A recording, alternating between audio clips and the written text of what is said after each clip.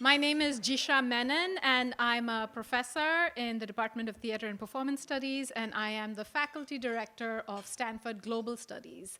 I want to thank you all for coming. Welcome. It's just terrific to be together in community again. I know we had to forego this event for almost 3 years now due to COVID. And this is one of those events that we look forward to very much throughout the year because it's a great opportunity for all of us to come together and see students from different centers working on different regions and from different disciplines. And we usually like to convene and feel that sense of conviviality and warmth. So a warm welcome to you all. At the outset, let me thank our terrific team for putting this event together.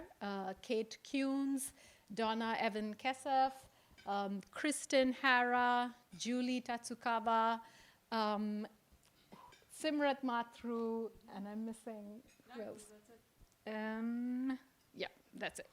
So let me introduce our speaker for this evening. We're very, very fortunate to have a wonderful guest on our campus, Professor Nasiruddin Nezaami, who is a professor of law and former chair of the law department at the American University of Afghanistan.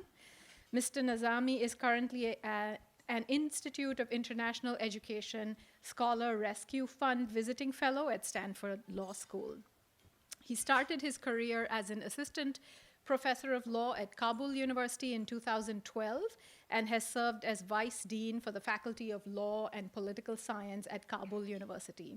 Most recently, he also assumed a role as research fellow at the Information Society Law Center at Milan. He has an LLM from the University of Washington and an LLB from Kabul. He is country director for Afghanistan for the Higher Education Teaching and Learning Association. As a former member of the Afghan Penal Code Commentary Committee, he has written on cyber crimes and environmental crimes. His publications include articles in law journals, book chapters, and a book as a co-editor for Emerald Publishing. He has also served as the former chair of the law department at American University. A warm welcome to you. And joining him in conversation is our own colleague, Professor Robert Cruz, an award-winning teacher and researcher whose research focuses on Afghanistan, Russia, Central Asia, South Asia, and Islam. Professor Cruz is the author of Afghan Modern, The History of a Global Nation, For Prophet and Tsar, Islam and Empire in Russia and Central Asia, and co-editor of Under the Drones, Modern Lives in the Afghanistan-Pakistan Borderlands and the Taliban and the Crisis of Afghanistan. He's also a close friend of Stanford Global Studies and has served as faculty director of the Center for Russian, East European, and Eurasian Studies and the Abbasi Program in Islamic Studies at Stanford. So welcome to you both.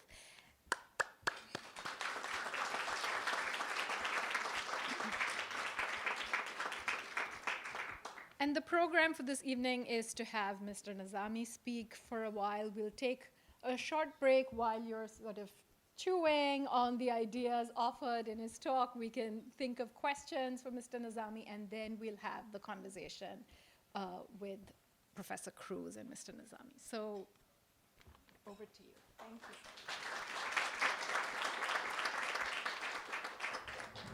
you. Hi, everyone.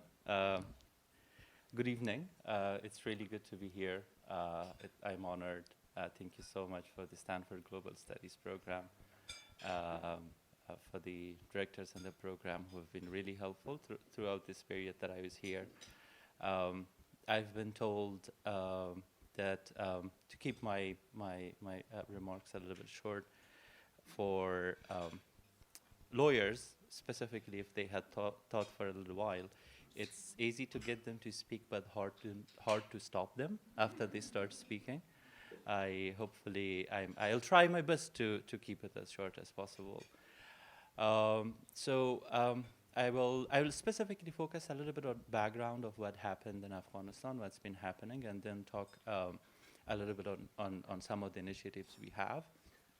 And we'll be happy to take questions after the dinner. in our Q&A session. So specifically, you might know Afghanistan has been going through civil war for a little over 5 decades now, the most intense of which happened in the early 90s when a group called Mujahideen, who started fighting the Russian invasion in Afghanistan, took power in Afghanistan, started a conflict between themselves over who is going to control the power. There is an ethnic discussion in Afghanistan. Afghanistan is a multi-ethnic country.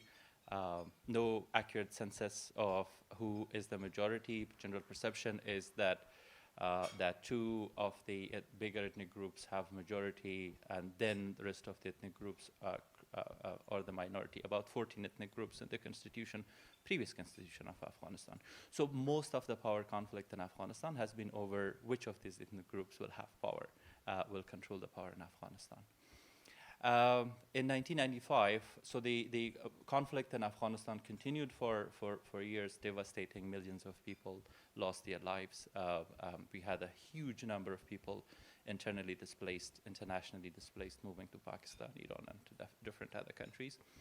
A group at that time emerged, supposedly in Pakistan, called themselves Taliban, headed at that time by a person called Mullah Omar, who initially said that the purpose for us is to go to Kabul, bring peace, because there is a civil conflict in Afghanistan, and we'll take it from there onwards.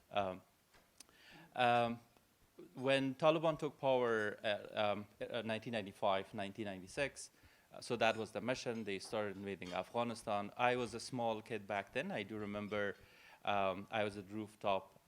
My dad was trying to sort of close the way that we had from the rooftop to the house, and the white cars, white flags coming in. I asked my dad what's happening. He said Taliban are coming.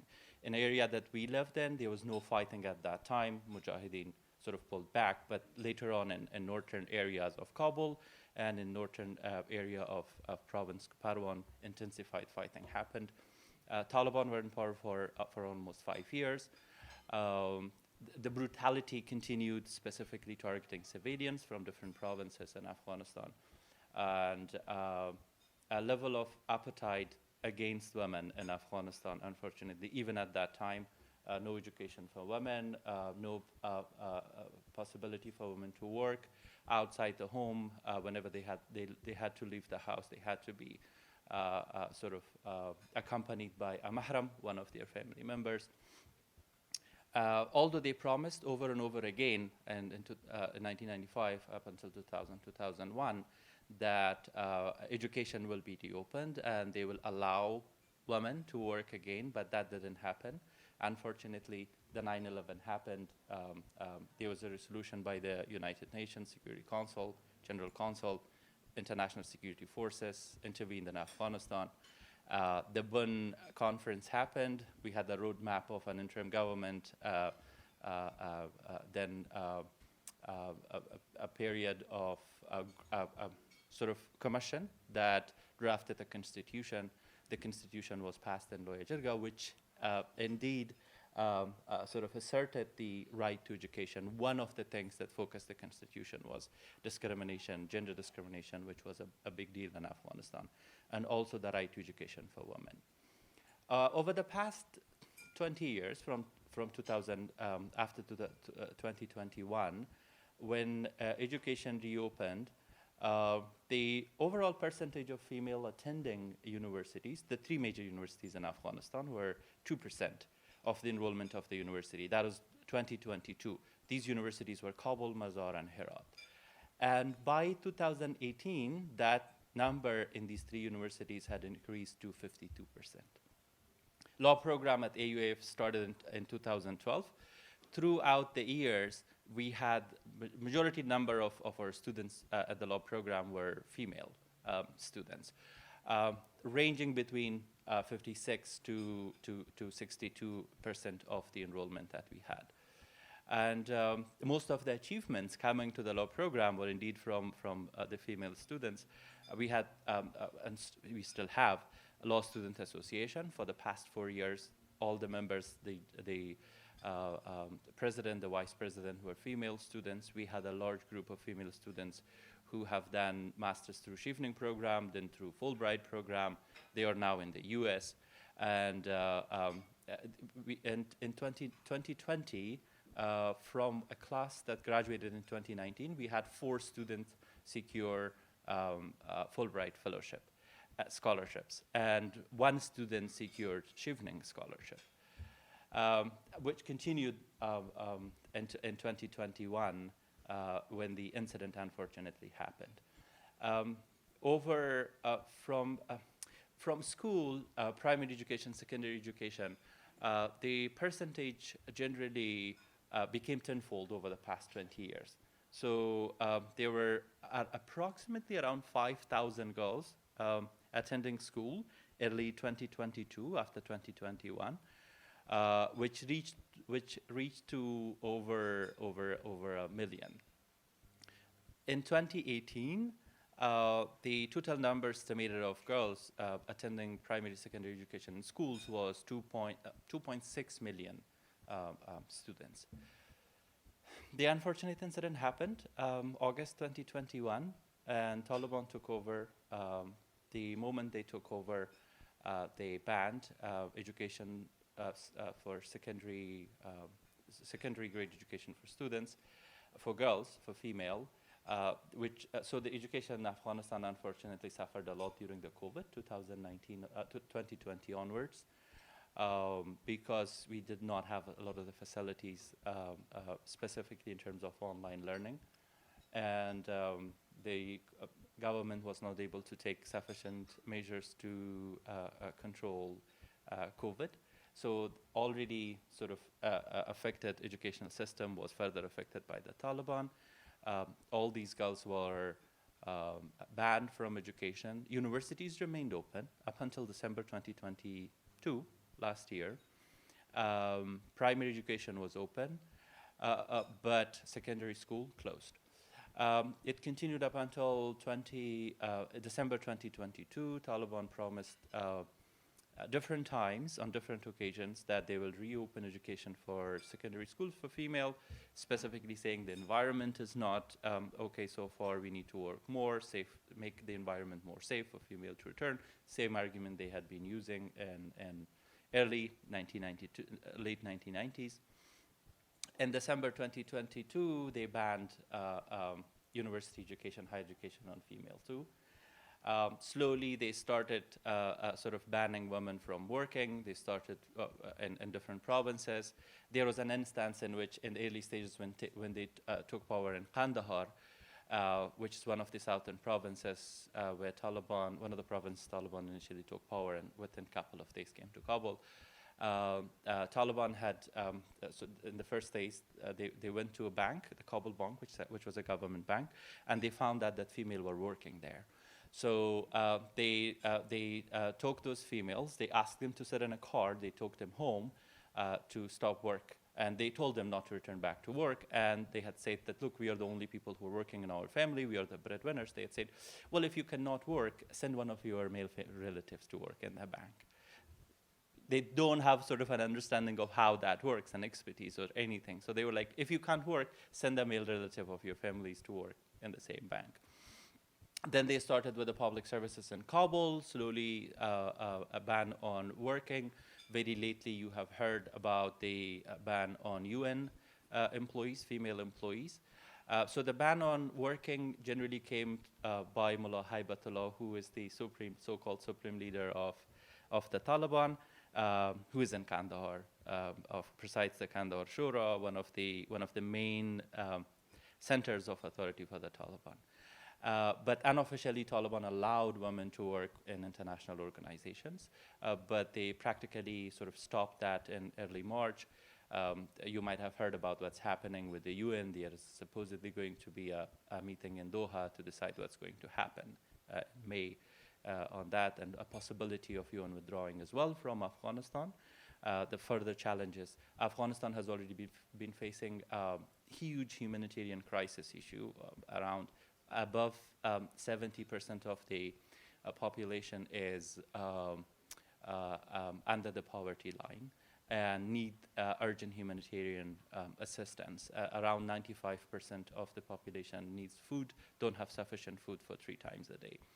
And more surprisingly, Afghanistan, so the generation in Afghanistan, because of the conflict and many things happening, we have a larger population of youth in Afghanistan, those under 20, 25, around more than 10 million of these who need urgent humanitarian crisis are indeed these young children in Afghanistan.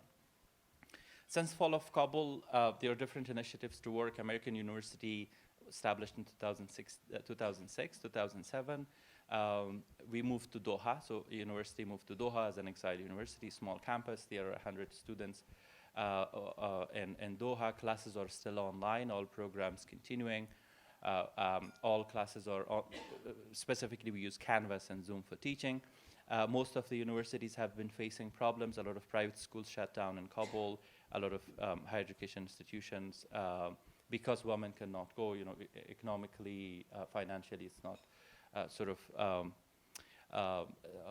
helpful for the institutions to continue. They shut down.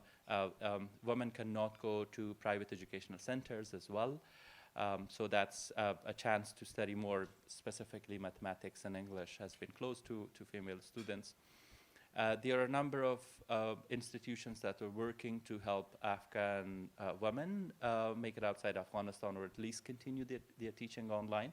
AUF is still recruiting students for online education in Afghanistan.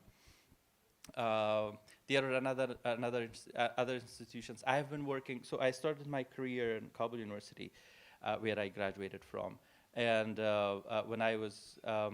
when I became chair of the law department at AUAF, I continued volunteering, one course per semester for them, an alma mater. So you always have to remain connected with the institution.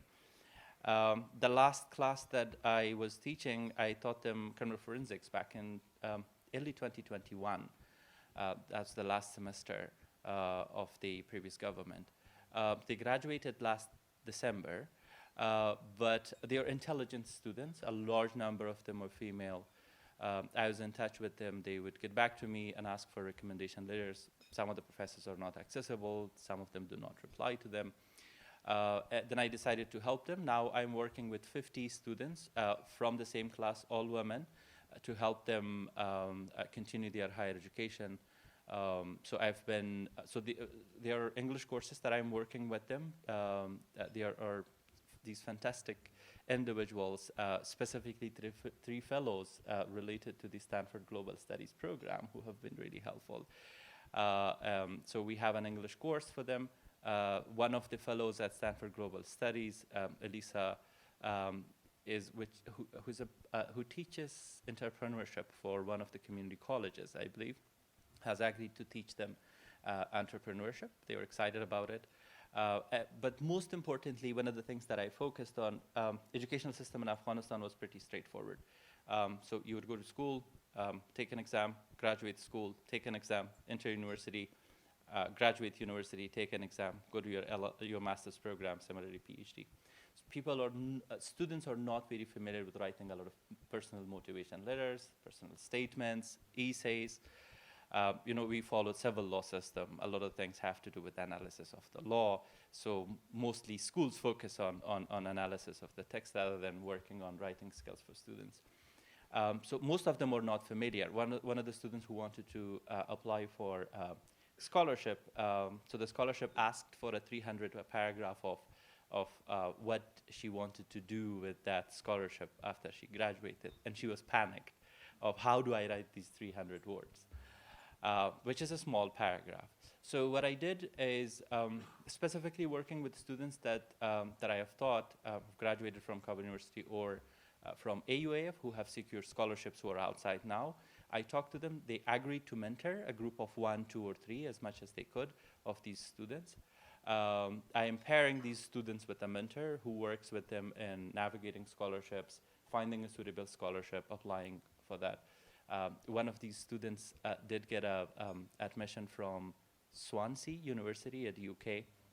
It's only admission. We are working now to see if we can secure funds for her to make it outside Afghanistan.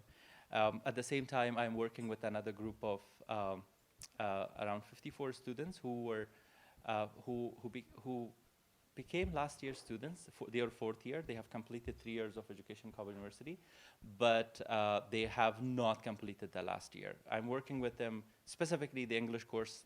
I've paired them in English course and entrepreneurship course, but my main goal is to find institutions to help them graduate. That will be offering some courses that they have not taken. Initially, our plan with other sort of fellow professors who are in the US was to teach them through Google Space, use Google Space, use YouTube to upload lectures for them. But if students wanted to sort of just know the concept, they can just read. One of the main things for them is to get credit for the program and to graduate to get a certificate. So that's the main focus, to find institutions to help them give them a certificate. That'll be like a total of 30 credits, maybe 30, 36 credits. There are institutions who have said they are willing. The Leiden University, Oxford University, we're working, but have to make sure how that happens. I'm talking to AUAF as well to see if we can bring these students to AUAF and have 2 semesters for them to graduate. And there's a BBC program for schools. There are a lot of programs, online programs for schools for female. There are female students. So the 3 Stanford Global Studies fellows that I talked to have been working with women in Afghanistan and working with them on entrepreneurship. So they have been working remotely with them, preparing class material, and they conducted. Still unofficially, there are programs within Afghanistan. Internet is still open, so that's a positive point. Probably financially, Taliban don't want at the moment to restrict internet because they're making a lot of money out of the taxes of the internet, and that's one way for them to sort of to do surveillance. So institutions have been using this benefit to continue education for women. We don't know how long it's going to continue. Taking a look into the Taliban's perspective, I personally see it maybe less possible to reopen education. I fear that they're going to gradually close even primary schools for girls. They have been doing everything gradually. Sort of secondary school waited for a while, university similarly banning women from working outside in public services or NGOs or private sector. Waited for a while, and things spread to the UN employees this year. So I will not be surprised if after a year Taliban come up with another decree to ban education. More surprisingly, Taliban. So we have the official studies. Then we have religious studies in madrasas as well, in masjid school, and masjids, which is prayer, musalla, where people pray, but have been centers of educational study in Islamic societies. Children usually start their studies in the masjid. So more interestingly, they have closed down these religious masajid for women education as well this time, which was not happening previously. So this time, women are not allowed to go to religious schools or masajid to continue their education, except for kids, maybe up until 10 years of age. Things happen, so the future seems to be very dark, very unclear, hard to predict what's happening. Taliban initially are hard to predict. Taliban might not know what they are doing initially themselves, so they are just sort of waiting and waiting for an opportunity, thinking something will benefit them, and just taking that opportunity and banning that. I didn't do a good job, but I decided to stick to the 15 minutes. Thank you so much for having me. I'll be happy to answer questions if you have, but after the break. After dinner, yes. This might be the most interesting part of the meeting, is the dinner. Yeah. Thank you so much.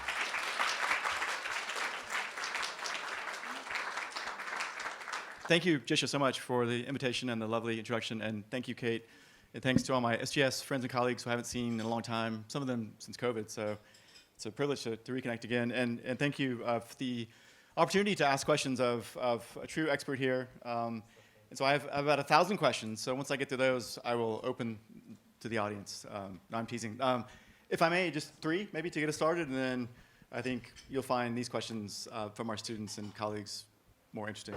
But if I may, just to start, I think when I first met you, you had just come to the United States, and I think you had recently arrived from the airport, I think, if I recall, but you were already online connecting with students in Afghanistan and elsewhere, teaching online. And I was fascinated to hear then you describe how young people of your generation, your peers, people going through life at the same stage as you all, how they were coping with the change in politics and really a social and cultural revolution in Afghanistan. For my first question then, would you mind saying a few words, first of all, how you're doing coming to the United States after the traumatic collapse of the Republic and your flight to the United States and the difficulty many difficulties I imagine that's entailed. And then share with us, if you could, how your students are doing. What does it look like, to the extent that you can say in the setting for our peer group in Afghanistan, in Central Asia, in Europe, in the United States, trying to make their way to complete their education, despite all the political obstacles are in the way. So that would be my first question, if I may. Thank you. Thank you so much, and it's wonderful to be here. Thank you for asking that. I think it's hard to say how you feel after what happened in Afghanistan. Maybe a word that could sort of summarize that would be devastated and horrible. Things that are unfolding in Afghanistan back in 2021, we did expect a little bit of what was to come in Afghanistan, but never expected the speed of how it happened and the level of how it happened. You would always see discussions and meetings and generally between academics of how the regime might possibly change, possible change in the constitution, possible change in the structure of the politics, maybe certain level of restrictions on civil rights, and maybe possibility of rural areas in Afghanistan being more conservative and cities remaining a little bit liberal. So that was generally what the understanding was. But as I shared with colleagues here, everything literally happened over 3 years and 3 days in Afghanistan. I still remember Thursday was a normal work day for all of us. Went back home. My students were a couple of students and a colleague was in Herat. Probably 9 or 8 p.m. I received the text, checked Twitter, that Herat has fallen to the Taliban. Checked with colleague and with couple of students. Everyone was panicked. When Herat fell, Herat is a province to the west of Afghanistan, close to Iran. So the whole sort of that region west of Afghanistan fell.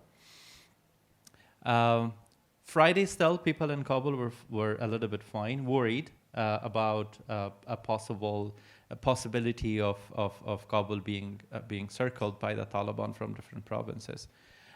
Maybe some sort of economic hardship for people, but not more than that. Friday went by that way. Early in the morning on Saturday, found out that Herat, with Mazar, which is one of the key northern provinces, there was intensified fighting, fell to the Taliban as well. We had a large number of students in northern provinces. So Saturday, people still went to office. A lot of people rushed to the bank to take out money, specifically in Kabul. But looked to be a little bit normal. People expected Ghani to resign. People are waiting to the afternoon of Sunday, thinking Ghani is going to resign. There's going to be a commission. There are going to be talks in Doha in Pakistan. Things will be resolved.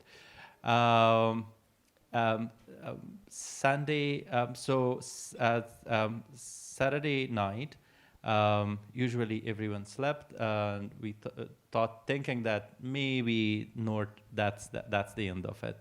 Nothing's going to happen tomorrow to Kabul, at least in the near future. But Sunday, early in the morning, people went to jobs. I went off to sleep a little bit late because I was catching up. A lot of worry comes with it, specifically being associated with AUIF and work with the government of what's going to happen. And I woke up at 11. There was no government. I slept at 3 or 4 a.m., woke up at 11 a.m. There was no government. Taliban had taken over. People had went to their jobs. My brothers were stuck in their jobs. The president's office was circled by the Taliban. A couple of other institutions were circled. I remember in the early days, maybe for a couple of days, I had a friend who was a doctor, and his house was in the northern provinces. He had come to Kabul early in the morning, normally to his job.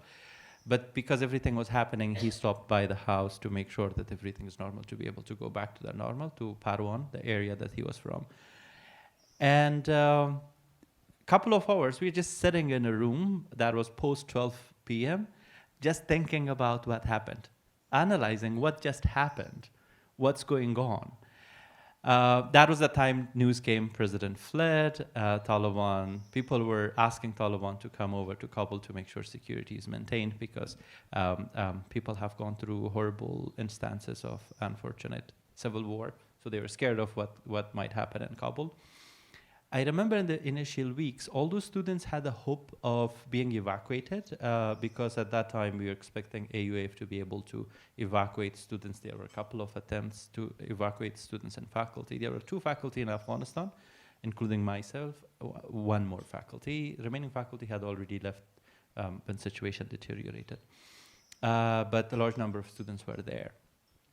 I remember for those couple of weeks and even a couple of weeks after withdrawal stopped post August 13th, students from Kabul University, specifically female students, but included male students. I was chair of the law department up until this January, I stepped down. I would receive calls from students who would just call. When I answered their call, they would start crying. And that would continue for a couple of minutes. Over the COVID period, because students were a little bit isolated, what we did in the program was each semester, I started calling students one by one just to catch up with them during the COVID period. And so we built this really friendly relationship with students. Afghanistan is a hierarchical society. It's hard to get connected to your professor, so different from what you experience here. So we built that, and students were confident. And I would repeatedly receive calls from very intelligent students, from both male and female, who would just call and cry for minutes and minutes and minutes. And you had to just listen and say, calm down, and then they would speak up. And the question that you'd get is, what do we do now? What's going to happen? So I started school mostly after Taliban period. I graduated school. I did my LLB, started my career, did my LLM, worked on my career. I am part of the generation that achieved, most of the achievements came post-Taliban, but most of my students were born after 2021. When I was a kid, I remember Taliban, but most of my students just heard the stories of what was happening when Taliban were there. So they were terrified of what's going to happen to them, specifically being AUF students. So that continued. A lot of students suffered mental health issues. A group of students were evacuated to Sulaimania from AUAF. A group of students evacuated to Bishkek, Kyrgyzstan, and a group later on in 2022, mid-2022, evacuated to Doha. But generally, the enrollment for the university was around 800 students, but over these 2 years, the total number of students who were evacuated were around 200 students. Maybe some 5% of students with families individually evacuated to the US or to other countries or moved to Pakistan or to Turkey. The majority number of students were still in Afghanistan mainly male students, who still have questions. So because we teach law, one of the questions that I still get from students is my degree relevant from now on or not? So if I'm studying political science, if I'm studying business, if I'm studying specifically law, is it relevant? Am I going to use it at any point ever in Afghanistan or not? Because the first challenge we are facing, the Taliban are not going to recognize degrees issued by AUAF. So these students that I was connected in, who are terrified, who suffered a lot from mental health and from a lot of problems, were group of privileged students in Afghanistan. Because of association with AUAF, a lot of institutions were sort of interested in their education, Yalda Hakim Foundation, American University of Iraq Sulaimaniya, American University of Central Asia in Bishkek, or Education City Qatar Foundation in Qatar. But this was 800 students in Afghanistan. So the majority of the over 100,000 students were students in other public and private universities who had zero hope of support, either evacuation or continuing their education, who continued their education for a little while, for a year, last year. Those who were fourth-year students, they were lucky, graduated. Now most of them are facing problems to be able to go outside Afghanistan. And if they get an opportunity to secure scholarships, financially, no one is in the position to sort of support their higher education themselves. So they're dependent on scholarships outside. The most bizarre part is, which happened to me, I was talking to Kate a couple of days ago.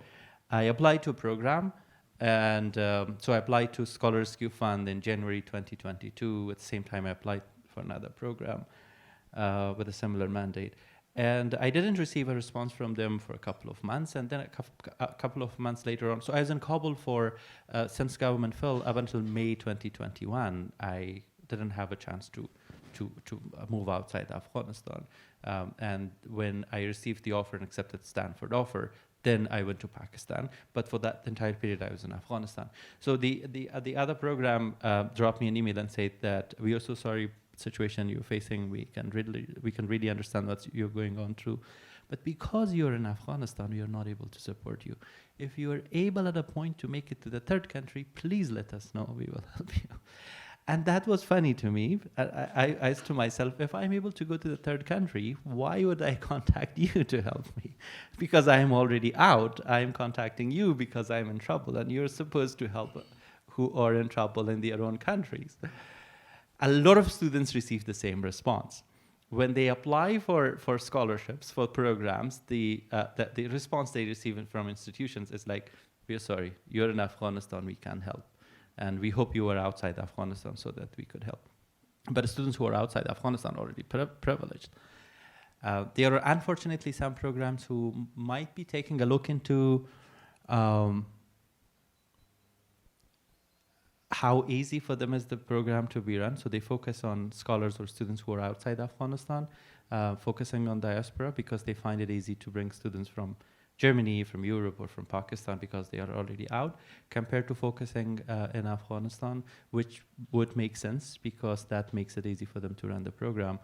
But the majority number of students in Afghanistan are really unprivileged, not able to make it outside Afghanistan. Specifically, fourth-year students, third-year students who became fourth-year students, these brilliant generation of young boys and girls. And now they just need to wait and see what the so-called Amir in Afghanistan is going to decide about their future. Thank you for that very sobering portrait. If I may, I've selected, I think, 3 questions for you. So if I may move to my second one, and you've already given us so much tonight, but this is another challenge for you, if I may. I think, like your students, many of our students here were born after 2001 and have no direct memory of the Taliban. And I think if I look at a lot of the scholarship that takes place, the teaching that takes place under the rubric of Stanford Global Studies, I think we tend to have a kind of intellectual universe in which people like the Taliban are meant to kind of go away, right? They're meant to be features of the past or perhaps our imagination or nightmares. I don't think we've equipped ourselves to understand future in which, or present in which the Taliban remain such important actors. So brace yourself. How do we explain why the Taliban won? And I know you could speak to the next 6 years. I know our time's limited. So if you could distill a very complicated story into something quite brief for our audience. I mean, this is something that again we weren't meant to expect. Washington largely ignores this issue. They don't want to talk about it. They don't want us to ask this question. So now I feel like a new Fox News host. So forgive me. Now I'm really sticking to the man up here. But no. So help me replace Tucker Carlson. I mean, wait, no. No, but I mean, no one has an answer in Washington, D.C., I can tell you that. But I think you will help us understand it now. So why did the Taliban win? I think there are a lot of factors into the issue of Taliban, sustaining of the Taliban. One of the things that I find really interesting, I think there is a large gap between how academics write about the Taliban and perceive Taliban are, and how Taliban really are. There is also a gap between how maybe different consultants, policy consultants in international organizations, including Washington, D.C., to be on the safe side, might be in Washington, D.C., might not be. But there is a gap between how they understand the Taliban and how Taliban really are. Sometimes when I read these articles about the Taliban, specifically people who write as experts about the Taliban point 2, version point 2, or how normatively they analyze Taliban policy normatively, taking a look into different Sharia perspective or different perspective. I doubt if Taliban read these articles, but I think if Taliban read, they would be surprised that they were thinking that deep. Taliban even themselves don't think that deep of what's happening. To be honest, it's just a group who are focused on sort of a preliminary religious studies, educated through diverted Islamic interpretation of Islamic law, created a curriculum created for a specific purpose, unfortunately, who have sustained and lived over 20 years in hideout in Pakistan or in mountains in Afghanistan, who never had time to reflect on their own activities. And it's just a group of people who do not have the ability to analyze anything such as public services, international relations, modern state, government, civil rights, citizens. These are concepts very unfamiliar to the Taliban. It's just a group of a paramilitary group who lived fighting government, international organizations over 20 years. Most of the generation who were who might have been part of the intellectual group of the Taliban are not living now. So mostly power is at the hand of the new generation of the Taliban, who happen to be sons of the previous group of the leaders of the Taliban. So I see this specific gap between the academics who focus on normative analysis of how Taliban governments and policy work compared to what Taliban really are in practice, and also a gap between how people who have received most of their information about the Taliban from news, from such research with a big gap, and who try to sort of analogize and create a comparison between Taliban with other possible military groups in the region or outside the region. And that creates a lot of problems into how you get into a conclusion. This is interesting to me because before the government fall, one of the people, I don't use Twitter anymore because of the risk that I was in Kabul. I had to deactivate all my social media. I decided not to reactivate them when I was here, except for the LinkedIn, and which is more professional. But slowly, I'm seeing more horrible news on LinkedIn too. I have to reassess that decision. But on Twitter, I used to follow because this was really interesting. A couple of people who are on different committees of research and investigation in Afghanistan, in DC, and other countries. And there were people who sort of seriously defended some of the policies, specifically the Doha Agreement, and how release of the 5,000 Taliban prisoners will not bring any change to the Taliban military power, and how withdrawal of US forces is not going to give Taliban sort of an opportunity to take over Afghanistan, and how the government was sustaining. And that when government fell, I think maybe a day or two after the fall of the government, I saw a tweet from the same person saying, "I'm so sorry, I really apologize, I didn't think this would happen." So for a person who is an expert from an outside perspective, whose opinion is going to be accepted as an expert opinion, policy decisions in countries and organizations are based on their opinion. If something goes wrong for them, most thing that will happen is a tweet for apology. That's it. Nothing is going to impact their lives. That is a sort of a big problem in terms of how policy and those who policy analyze help analyze policies and decide policies. Also, academics who at times sort of write discussions or papers that help guide some of these policy people who do policy analysis. So that's the biggest problem. I think generally there is no doubt that Taliban are part of the community. It's really hard to think that Taliban ideology is removed from Afghanistan over the past 20 years. Unfortunately, Taliban do represent a small community within Afghanistan. There are areas in Afghanistan with similar sort of ideology, with similar thought group. Even there are technocrats in Afghanistan who now feel happy because Taliban are in power, just because they think that their ethnic agenda is compliant with how the ethnic agenda of the Taliban are. And it was not a wise decision at that time. I think there are a lot of discussions of how to the elimination of the Taliban at that time. It's the same mistake now Taliban are committing for against their opponents. And I think the assessment, the whole assessment, specifically focusing, now leaving everything that happened over 20 years, corruption, to which I think international institutions and funds did contribute, unfortunately, in Afghanistan.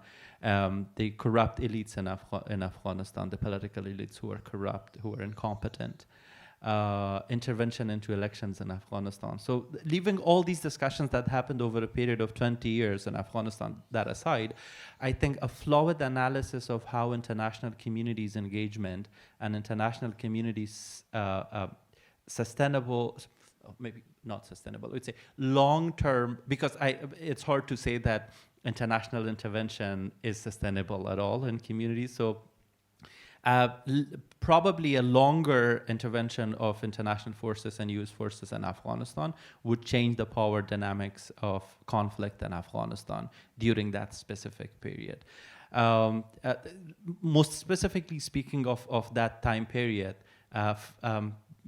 I think maybe people with military perspective expertise have more accurate idea about this, but summer to withdraw forces from Afghanistan was such a horrible decision because that was heat of the Taliban offensive. And you literally left the Afghan government, the Afghan people to the Taliban when they were most prepared and most committed to do. The Taliban would have a very high level of offensive during summer, less offensive during winter. And that summer was really one of the factors that contributed towards taking the northern part and western part of Afghanistan, because we have a cold and very snowy weather, and Taliban offensive did not happen during winter. So that was a problem. But added to that, I think this unconditional withdrawal of the US forces, unconditional the stoppage that happened to the support of air forces of Afghanistan, which was crucial to military activities and military operations for Afghanistan. Again and again pushing military after the Doha Agreement to stop any offensive against Taliban were part of the, I think, key factors that contributed literally to the fall of the Afghan government. But these are just tip of the iceberg. Right. Of discussion is way more deep than that. No, I know if we had weeks, we could occupy all of your time. But thank you. That was quite brilliant and incredibly succinct and rich and very concise. And I think we were told for months and now to the present that it was primarily a failure of Afghans themselves, right? So the tendency to blame Afghans is still, I think, the dominant narrative. And also, I think for all of us, it's very important to hear from you, someone who's lived this experience, to understand, even from afar, some of the implications of our policy writing and recommendations from the safety of our campus in California. And I'm guilty as charged, guilty of that too. That it's very easy to tell others what to do from the comfort of our campus. And I think it's something that is a very timely lesson for particularly this community. So thank you for sharing that. A final question before I turn the floor over to everyone here. A third one. Imagine, to follow up with your concluding statements, imagine you're invited to this apparent UN meeting coming up. I'm not sure when it's scheduled exactly, but there is said to be a United Nations meeting in Doha, which will get together some of the exiled diaspora figures, potentially, presumably some of the key leaders of this murky council of people who are the Taliban. If you were to attend this meeting, what would you recommend to choose whichever international actors you think most salient?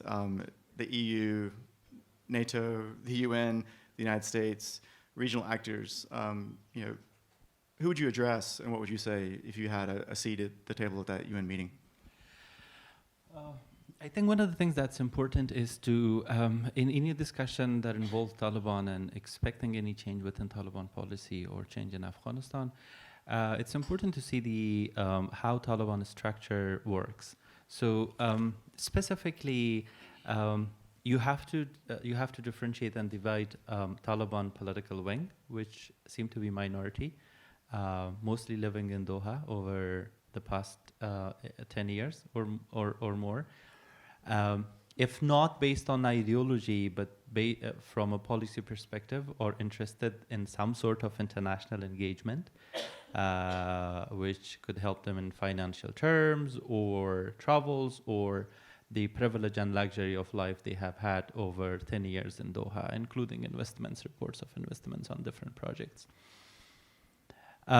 who concluded they who were involved in the Doha peace talk process for its entirety, and represented supposedly the entire Taliban. Then the military wing of Taliban, who initially was the Quetta Shura, including the Haqqani group and the Kandahar group, two groups within the Taliban that represent two ethnic tribes within the group.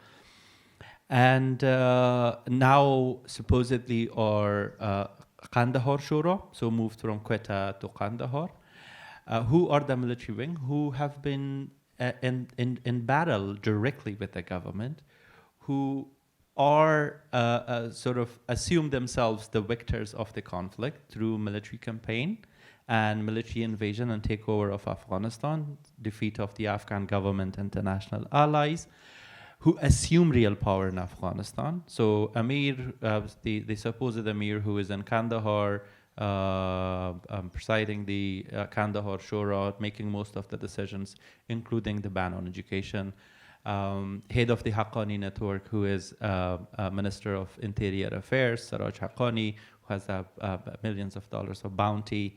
I think we have a hard time locating where he is, and we don't know where he lives. So we still have that bounty, but he is Minister of Interior Affairs in Afghanistan. The Minister of Defense, who happened to be son of the Mullah Omar, the previous leader of the Taliban. So and the whole members of that group who are at the presidential palace on one side and Kandahar on the other side. Kandahar sort of representing more conservative and more conservative group of the Taliban, but the group in Kabul a little bit might be interested at least in national dialogue, maybe not international dialogue, but some sort of national dialogue. The first thing that's important when you talk about UN engagement with the Taliban and a real decision, it really depends on who is going to represent Taliban in Doha. If it's going to be the same group who have lived in Doha, the political team in Doha, there's going to be the same thing that happened to the Doha Agreement. They providing fancy promises to the UN international community, and then Taliban doing whatever they wanted to do, whatever they want to do back in Afghanistan. I think one of the key things that's important is to have the real group who have something to say, to engage with them, to discuss. I even don't know if Doha is a good option to talk to them, because I think some of them might not be willing to travel to Doha, but might have other countries, areas, or including Afghanistan, with the condition of having a right to safe passage, at least for those who attend from international community, could be a good choice to talk to them rather than focusing on Doha. Doha just seems more a matter of media attention rather than sort of real policy change within the Taliban and for international community, unfortunately. That's the first thing, who's going to represent the Taliban. Second thing that's important is to think that there's going to be an overnight solution for the conflict in Afghanistan is just absurd. To think that there's going to be UN meeting with the Taliban are going to change within a month or a couple of days, inclusive government, his Amir is going to change his idea, open university, open work for women, and there are reports of enforced disappearance, genocide, crimes against humanity, arbitrary arrests. The list goes on and on and on and on. All of them to vanish over a period of, I don't know, a month or a night is just impossible. I think what the UN should do is to prioritize what are some of the key elements that they want Taliban to ensure. There seems to be some sort of informal agreement between the UN and the Taliban, the fact that $40 million is going to Afghanistan on a weekly basis being spent, and Taliban indirectly benefiting from that, and the fact that despite despite a ban on work for women, UN female employees were able to go. It looks like there were informal sort of agreement between them. But the problem with that is that you are not going to have a sustainability, continuity of such agreements. At any moment, similar to the ban that happened, a group in Nangarhar, one of the provinces, stopped UN female employees to go to the office, and that sparked the whole discussion. If priority is to reach a similar informal agreement, that's not going to work too. That's just another waste of money, time, energy. But to expect that Taliban are going to bring a constitutional government, accept elections, create a constitutional commission, guarantee civil rights, citizen basic rights, is impossible too. For the UN, it has to prioritize what's the first step to do. For instance, I think two of the things that would be really important at the moment is education and employment for women, and ensuring that people have economic independence. Finding a way to make sure that we create more employment, people are able to survive. Those are two key things. At the same time, for the UN, it would be important to make sure that they do not give more sort of privilege to the Taliban. I think the travel ban, something that's been at least working, not giving Taliban enough international platform. That's something Taliban are targeting, of course, to remove the travel ban on their leaders. Recognition, the first thing that Taliban will bring up, which is going to be detrimental. So these red lines for the UN, to specify what are key red lines, such as recognition, removal of travel ban, removal of all sanctions unconditionally. It is a red line that they do not cross. And other areas a minimum area that they think is going to work for some time until there's a possibility and opportunity to bring more changes. Rather than just going to the extreme of saying, okay, you have to bring inclusive government, have a constitution, have elections, which makes the discussion, I don't know, I think will make discussion more blur, commitment by both parties more general, and literally mean there's no practical aspect to it at the end. Thank you so much for sharing all those many insights. So I think we have a microphone in the back, and we can open the floor to students or anyone else who would like to pose a question.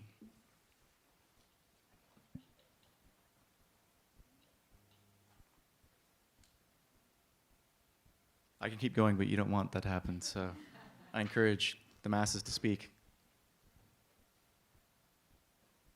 Great. Oh yes, Yusuf, I see you. Yep. This is going to be a hard question from Yusuf. I was just going to feel really proud that I was so clear that there was no question, but Yusuf created this doubt. Okay. I'm so sorry. Oh, that's fine. I just have one question about from your keynote. You had mentioned sort of talking about a lot of the gender discrimination in regards to reducing access to education.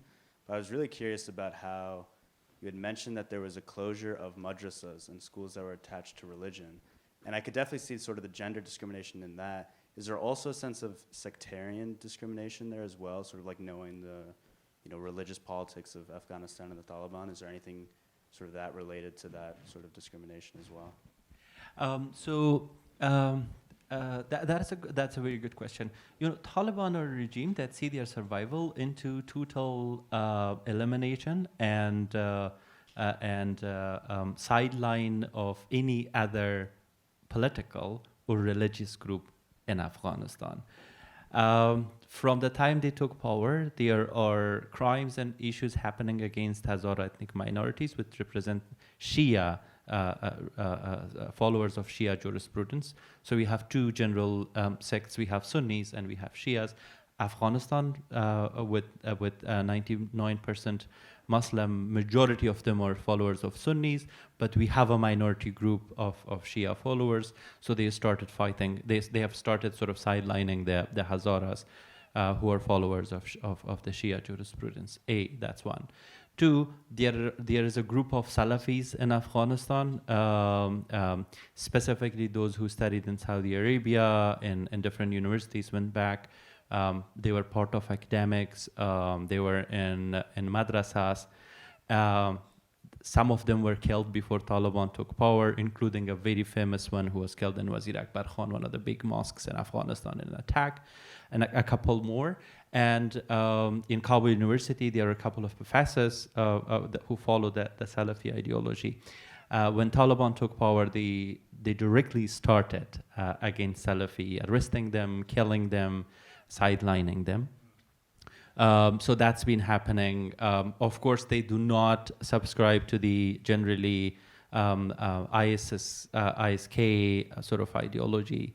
They have closed so there was a group of Tahriris, which is a specific group in Afghanistan, and there was another association called Jamiyat-e-Islah, which is the I don't know how to put it in English, but it would mean both group Hizb ut-Tahrir and Jamiyat-e-Islah were basically focusing. The general ideology was to bring back Muslim communities, Muslim to practice the original Islam. And Taliban taking power sidelined and permanently closed activities of both Hizb ut-Tahrir, the Tahrir party, and the Jamiyat-e-Islah. They've killed, arrested Salafis in Afghanistan, Salafi scholars, sidelined, killed followers of Shia jurisprudence. We had a Sikh minority in Afghanistan who had to leave. There were a couple of attacks on Gurdwaras and a lot of challenge with regards to the ceremony of cremation of their dead bodies. So they had left. They left to India. The only survivor, we had one citizen who was Jew, who lived long time in Afghanistan, even during the previous Taliban time, who was in Kabul, the only synagogue in Afghanistan. He left after Taliban took over too. He was the only one there. There were reports of followers of Christianity as well, but they were not public. So apparently they are not there anymore. Those who were related to the LGBT community have been evacuated and are facing problems. So generally speaking, this was very broad, but generally speaking, into different sects even within the religious group, Shia minority, Hizb ut-Tahrir, the Tahrir Party, Jamiat Islah, and Salafis represent sort of direct opposition to the Taliban in terms of their own ideology. And Taliban only see their survival with sort of total sideline and elimination of these different groups, even that represent Sharia law. Very excellent. Thank you.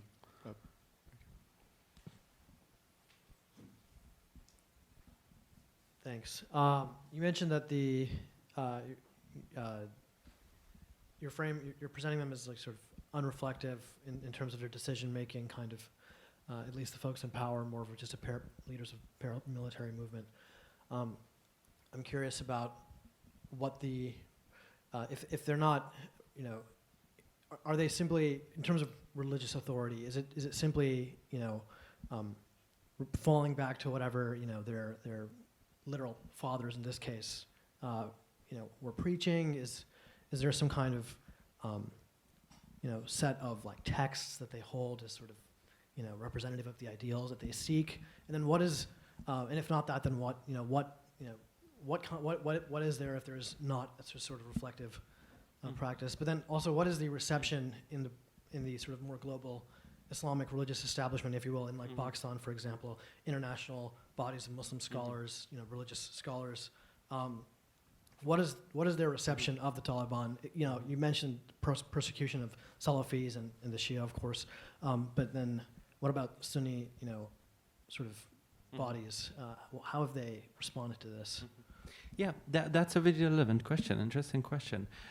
So generally, the overall Taliban come from through an education that they have received through a curriculum that was developed in a specific period of time to create resistance against Russian invasion in Afghanistan. So there was a curriculum developed to sort of educate people with certain mindset to sort of fight with the Russian invasion in Afghanistan. Post-Russian invasion, a curriculum helped specific groups in Pakistan, such as Pakistan military, sustain their agenda in the region, including what they could do against Afghanistan and what they could do against India in Kashmir. So Pakistan military kept sort of that specific curriculum and continuation of that curriculum within madrasas in certain parts of Pakistan. Taliban come from sort of that educational background.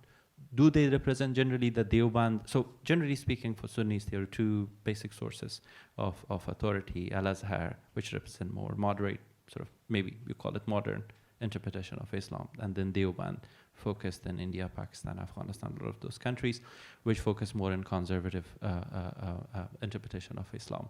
So Taliban even don't represent the Deoband. So they are understood to be offsprings of Deoband education, similar to what happened with different groups that come from educational background in Azhar and other countries in the area, but they do not really represent what Deoband education is about. This is just that specific curriculum. Part of those teachings within that curriculum is distorted sort of education of different sources of Islamic law. Just one example to provide to illustrate this. So one source in Islamic law is hadith sayings of the Prophet, and there are a lot of questions as to how to authenticate hadith. There's one part of hadith which is called hadith mawzu, forged hadith. It's a made-up hadith. Now, in December, when the new Minister of Higher Education banned education on female, he used a hadith specifically, which he cited Prophet said that do not let female continue their education, only teach them one surah of the Quran and have them stay at home. This is one of the clear mawdu hadith. It's a made-up hadith. So he used this in his Twitter. He posted this in Twitter and said that, look, I have an Islamic ruling for why a ban on education in Islam is justified. So he clearly said that if you can contend it, contend this hadith. So he was using Prophet's authority to establish his own opinion. That shows how distorted education of Islamic law, the curriculum is, through which they have been taught. Now, Taliban have not written, you cannot find detailed scholarly writing of Taliban intellectuals as to what basically their ideology is. That creates a lot of problem. To find out what's happened, you have to go back to the curriculum that they have been taught in Pakistan, specifically in madrasas. But you don't have any sort of certain writing. There's a draft of the constitution in the early Taliban, which was not enacted, which provides some sort of understanding. There's supposed new draft of constitution, which didn't happen. But very recently, the Supreme Justice of the Taliban have written a book, what he calls Risala, and in which he specifically discusses what the responsibilities of the Taliban, what called Islamic State, is in the society, and what the bases are. So that is sort of the only official opinion, or officially written document that provides some insight into what Taliban think and where they take some of their sources. And when you go into the citation of that book, it's easy for you to find out what books they have used, what that curriculum, what type of ideology that curriculum supports. Other than that, so even Taliban do not have very intellectual discussion of what they want. Specifically, Taliban are not able to define what their type of government is. So they have been over and over saying that the type of government they want is Imarat. Now, what really Imarat is, how Amir is going to come into power, what authorities will Amir have, something that they were never able to explain because they lack that level of sort of intellectual analysis within the fiqh. So the curriculum they have been educated on is very limited, specifically to telling that Amir has a responsibility to ask people to do good and prohibit people from doing bad. Women cannot continue education, cannot work because it creates a fasad. It creates a problem within the society. Now, as to generally, even within Afghanistan, there was a very recent scholars gathering that happened in Nangarhar that asked the Taliban to reassess their decision on ban on education. So multiple calls in Afghanistan by scholars that this is not corresponding to the general Islamic ideology, Hanafi fiqh or whatever source that they are referring to, and they should reopen work and specifically education for women. There have been calls from other Islamic countries as well, such as OIC, specifically discussions they wanted to meet with the Taliban and discuss with the Taliban. No one was present. The Amir has been reluctant to meet religious scholars in Afghanistan generally, and there has been no internal debate in terms of policy about these issues in Afghanistan. Pakistan then provides an interesting case study because so everything Taliban do in Afghanistan from a religious perspectives of scholars in Pakistan, that's fine. So restrictions, that's fine. Islam says you should not allow women to continue education or go to work. But same policies, if they are applied in Pakistan, then they are not fine. So that's how when you take a look, people such as Maulana Fazl Rahman and other speeches, and they say that, oh, okay, so it's no Islamic government, there's a lot of trouble in Afghanistan, so Taliban represent through Islam, they have to go and implement all of this in Afghanistan. But the question, what do you do with the TTP, Tehreek Taliban Pakistan, who are active in Pakistan? Then they say, oh, they are Baghi, they are rebellions, they should be killed whenever found. So specifically madrasas with different areas in Pakistan, the TTP, Tehreek Taliban Pakistan, and certain group within the Pakistan, they agree with what Taliban have been doing in Afghanistan, and probably they are looking into opportunities to take that into Pakistan at a point. But there are groups in Pakistan who, so specifically the military group, who sort of abstain from providing any direct comment on Afghanistan issues because of how that might impact relationship between Taliban and Pakistan, because Pakistan have long been lobbying for Taliban, previously for their recognition, now for their recognition during Doha talks. But internally, at least, politicians in Pakistan wouldn't want these policies to be implemented in Pakistan. Great, excellent.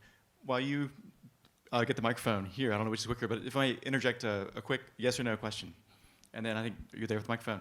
So the Amir, the sensible head of state, to my knowledge, has not been seen or photographed in years. No. I think he recently gave a sermon via loudspeaker to an external audience outside. So yes or no, is the Amir alive? Is he real? Is he alive? I mean, it's a silly question, but seriously, is it? I mean, is there really such a figure? So now I would wear my Islamic law hat. There is a good scapegoat for us. We say Wallahu A'lam, which means Allah knows best. Okay. So my answer is Wallahu A'lam. That's a perfect answer. Perfect answer. So let's go to a serious question. So that works for me. Thank you. Well, thank you so much for this incredible opportunity to listen to you. And we were discussing in our table this question of entrepreneurship that you talked about, the women having the skills. And obviously they already have a lot of skills from having studied at least some of their law degrees. So the question I have for you is a little bit, what's going to be the economy of Afghanistan about? I mean, the Taliban built an economy based on illegal drugs, and now all the aid has disappeared from the Europe and the US. So what's the future of I mean, these entrepreneurs might have entrepreneurial skills, but what will they do? That's a very relevant question.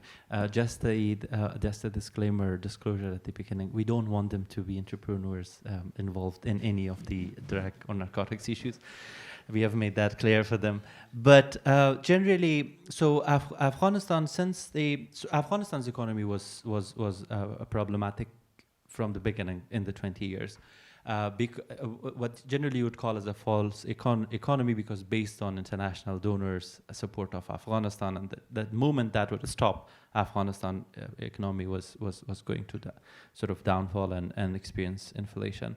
Similar that's the same thing that's happening now in Afghanistan. It's an informal economy. Mostly economic institutions have sustained because of the $40 million per week that's going to Afghanistan, and which indirectly supports Taliban too. Taliban are making a lot of money through taxation of telecommunication or any other activities in Afghanistan.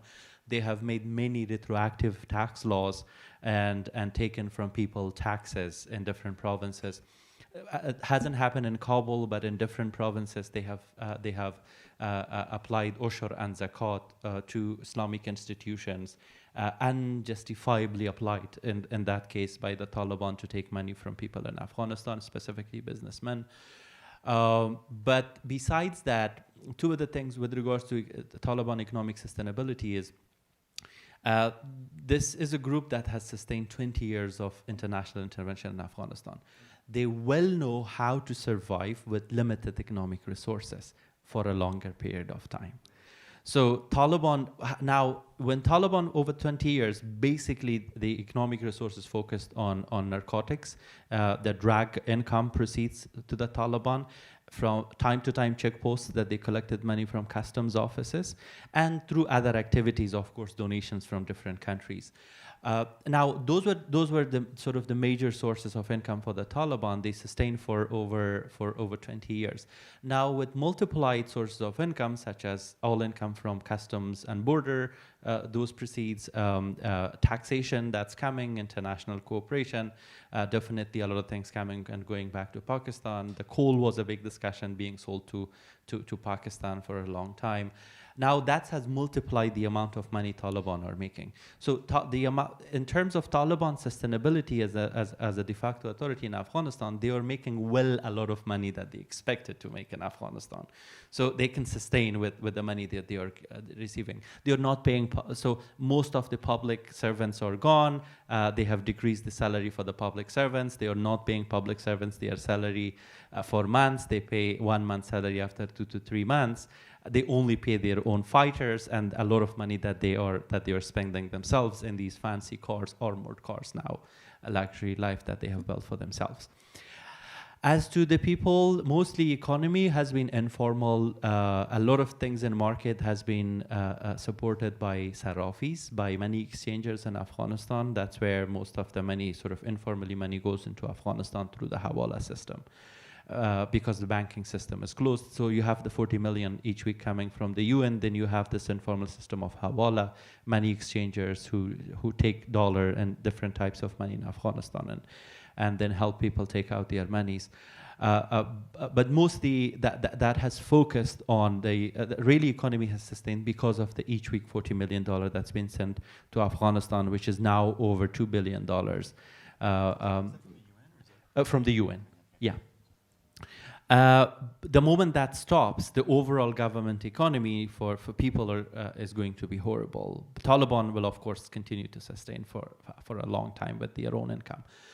So in terms of the entrepreneurship, one of the things that we focus, different groups that are working entrepreneurship for us is to make individuals within the communities able to survive, find opportunities to make money for themselves, for their families, for their communities. Now, thinking that these entrepreneurs could change anything in the society could happen in utopia for Afghanistan, an ideal society, thinking that an entrepreneur to be able to start a startup and to make lots of money, to employ a lot of people in that, would happen in a society such as the US at the moment, or a lot of European countries. But that's not something you could expect from the current situations in Afghanistan. So one of the main things we focus on in these entrepreneurship is how to help women, different communities, to find ways to make money so that they can sustain for the moment. Of course, they can use some of the experience they have used, some of the education they have learned, some of the experience they have used, they have gained throughout this period later on, and when system changes, and bringing more broader social change within the community, economic change. For the moment, I would say that there was a female library which closed down, Taliban closed that down. There were businesses, small businesses such as coffee shops, other production lines conducted by female, which closed down. There was the media, Television Azan, with the only employees for that were female, which was closed down. So generally, if you think about a startup or a bigger company which is going to be led by female, less possibility for that. But for female to get the sort of opportunity, find opportunities, get the skills to be able to make a little bit of money, to help their families, to help themselves, to make some money, continue their education, that is the thing we are aiming out of some entrepreneurship programs for them. Great, thank you, and thank you for the question, Alberto. We have time, I think, for one last question in the back, I think, maybe as we get to the very end here. Thank you for your patience. Thank you. Thank you for your speech. And I have a question that in practice, do you think is there any possibility to increase or give some moral pressure, moral responsibility for those countries who are have friendly relationship with the Taliban regime, that when they are negotiating or providing humanitarian aid to Taliban regime, at the same time they ask them or do some trade or exchange to provide possibility to women education. Do you think it's practical, or the international community can do anything on that? Thank you. Yeah, thank you so much. That's a relevant question. So generally, when you think about international community, moral responsibility for international community, how they engage with the Taliban, how they can pressure Taliban sort of to at least open education and open work employment opportunities for women, that's possible. But for countries that have a sort of a better relationship with the Taliban, such as countries in the region, Pakistan, China, Russia, India, at the moment, Iran, not many of the Central Asian countries, I think Uzbekistan at least at the moment, to think that there's a way for them to think about more responsibility, to ask Taliban for a change, considering their domestic politics at the moment, considering the political sort of maybe structure within the region and what's been happening, there's a less possibility to expect any of these countries to work with the Taliban to bring positive change within the society. Whether you're thinking about Russia, whether you're thinking about China, Pakistan, or India, or Iran, it seems that unfortunately the mess that's created in the Afghanistan geopolitically is referred to as heart of the Asia, because how it connects different sort of zones in the Asia. I think politically what's been happening in Afghanistan is benefiting many countries, the policies in many countries in the region. So there is no political incentive. I can't see a political incentive for countries in the region, for powers in the region to push Taliban to bring any changes. I think they are happy with the status quo at the moment. In the future, if things change, if there is a change within the politics in the region, there might be a possibility. But countries outside that region, I think there's specifically those involved with humanitarian assistance, Taliban at least creating a space for Taliban to speak, create space for the Taliban to represent the community, at least the Taliban, or giving them a chance to sort of. The most interesting part is that economically, any institution that's going to send money to Afghanistan, other than the UN, through UN, is going to be covered under the sanctions. But unfortunately, media that cover public opinion in countries is so open to the Taliban. So you see that activities that can support individual citizens, communities, is banned by international community. Media that's going to shape public opinion outside is so open to the Taliban. So these are areas that I think needs to be targeted to bring a change. Thank you, Professor Nezaami, for an amazing discussion, and we've learned so much tonight. And thank you, Stanford Global Studies, and I think Joshua wants to say the final word. Well, I just wanted to say it's my unfortunate job right now to bring this really bracing, insightful, thought-provoking conversation to an end. We're really grateful, Nasir, that you're going to be on campus, and we'll have more opportunities to continue to stay in conversation with you. And thank you, Bob, as well, for your insights. And thank you all for your questions. And we have this small presents. This is from this. Oh, thank you so much. Oh.